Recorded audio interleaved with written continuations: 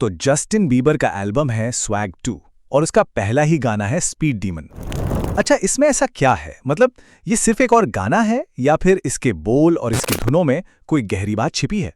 चलिए आज इसी गाने की एक-एक परत खोल कर देखते हैं। और देखिए, गाना शुरू होते ही ये लाइन आती है, आत्मविश्वास से भरी हुई। और यही लाइन आप कह सकते हैं पूरे गाने का टोन सेट कर देती है।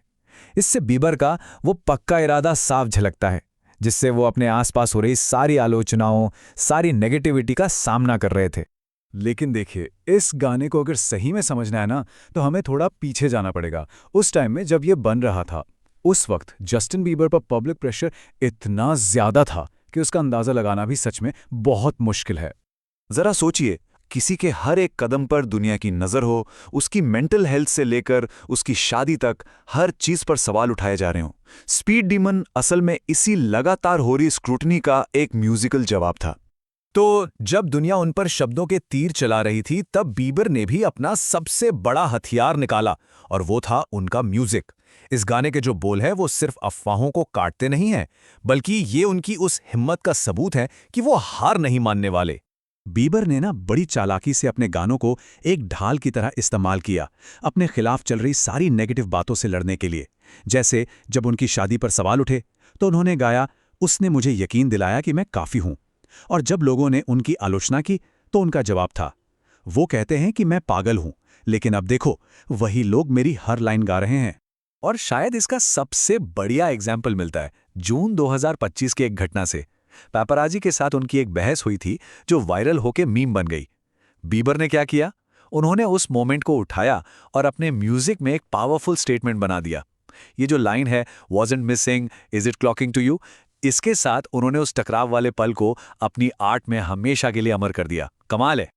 तो ये तो हुई लिरिक्स की बात। अब आते हैं इसके म्यूजिक पर, क्योंकि स्पीड डीमन सिर्फ शब्दों का खेल नहीं है। इसकी जो साउंड है वो अपने आप में एक कहानी कहती है। इस गाने का जो बेस है ना, वो एक जबरदस्त हिप हॉप बीट है।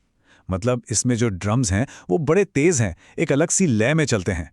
और ऊपर से बीबर का जो गाने का अंदाज है वो भी एकदम तेज और बात करने जैसा है। इन दोनों चीजों से गाने को एक बिल्कुल ही अलग फील मिलती है।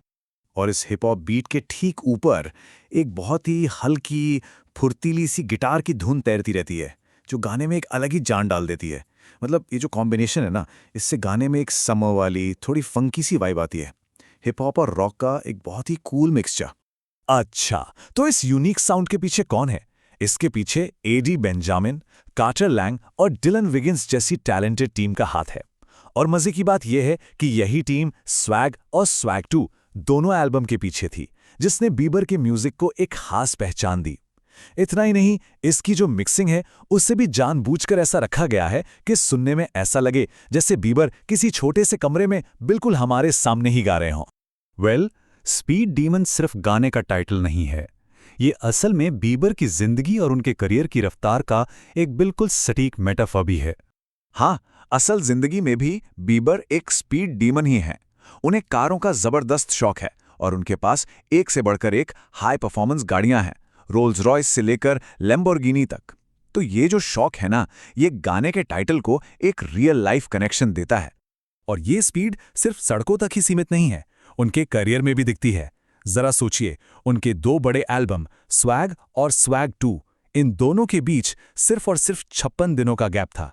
म्यूजिक की दुनिया में ये स्पीड मतलब लगभग अनसुनी है। और जाहिर है, इस रफ्तार के साथ एक महंगी लाइफस्टाइल भी आती है। जैसे उनकी जो लैम्बोर्गिनी एवेंटाडोर एस है, उसकी कीमत ही लगभग $5 लाख है। और ये कार कितनी तेज है! ये सिर्फ 2.9 सेकंड्स में 0 से 60 मील प्रति घंटे की रफ्तार पकड़ लेती है। ये स्पीड एक तरह से उस गति का सिंबल है जिससे बीबर अपनी जिंदगी जी रहे हैं और अपने करियर को आगे बढ़ा रहे हैं। तो ये सारे नंबर्स हमें क्या बताते हैं? ये सब मिलकर एक ऐसे आर्टिस्ट की तस्वीर बनाते हैं जो बस आगे बढ़ता जा रहा है, सारे शोर शराबे और आलोचनाओं को पीछे छोड़ते हुए अपनी ही रफ्तार से।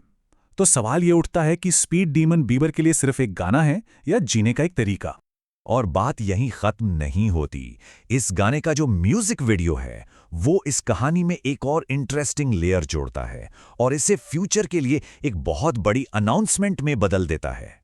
रोरी क्रेमर का डायरेक्ट किया हुआ ये वीडियो थोड़ा चौंका सकता है। गाने का नाम है स्पीड डीमन, एकदम तेज तर्रार, और वीडियो है एकदम उल्टा, मूडी ब्लैक एंड व्हाइट में।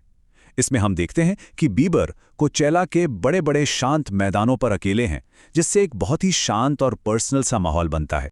लेकिन इस वीडियो का असली मकसद सिर्फ आर्टिस्टिक नहीं था। असल बात यह है कि इसे एम्पायर पोलो क्लब में फिल्माया गया, जो कि कोचेला की जगह है। ये असल में अप्रैल 2026 में होने वाले उनके पहले कोचेला हेडलाइनिंग परफॉर्मेंस की एक सीक्रेट अनाउंसमेंट थी। ये दुनिया को बताने का उनका अपना तरीका था कि गेट रेडी, कुछ बड़ा आने वाला है। तो आखिर में स्पीड डीमन है क्या? क्या ये सिर्फ एक गाना है, या पब्लिक क्रिटिसिज्म के खिलाफ एक पावरफुल स्टेटमेंट, या फिर ये तेज रफ्तार से जीने की एक पूरी फिलॉसफी है? सच तो यह है कि ये ट्रैक हमें दिखाता है कि जस्टिन बीबर एक ऐसे आर्टिस्ट हैं जो लगातार इवॉल्व हो रहे हैं, अपनी कहानी अपने दम पर लिख रहे हैं, और हमें ये सोचने पर मजबूर करते हैं कि आखिर आर्ट, पहचान और फेम का असली मतलब होता क्या है।